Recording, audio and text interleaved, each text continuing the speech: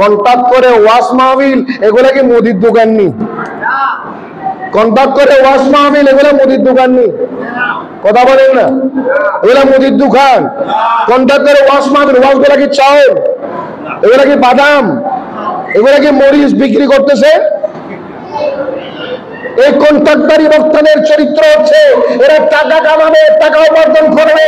এই টাকা উপার্জন করার যদি উদ্দেশ্য হয়, হেদায়েত আসেনি, হেদায়েত আসেনি, নাই। 3 নম্বর, যারা শ্রোতা আসে তারা চাই কি জানেন? কোরআন হাদিস দিয়ে যারা ওয়াজ করবে এগুলা শুনবে না। আউল বাউল কিস্তে কাহিনী বানায় বানায় কাহিনী বললে, কতক্ষণ লম্বা লম্বা করে চিল্লে চিল্লে জিকির করলে, হাসাইতে পারলে, ঠাট্টা তামাশা করতে পারলে, মাশাআল্লাহ বক্তা খুব ভালো, যুবকরা পাগল হয়ে যায়। আবার আসে কিছু বক্তা শুধু প্রেম কাহিনী বলবে। কি কাহিনী?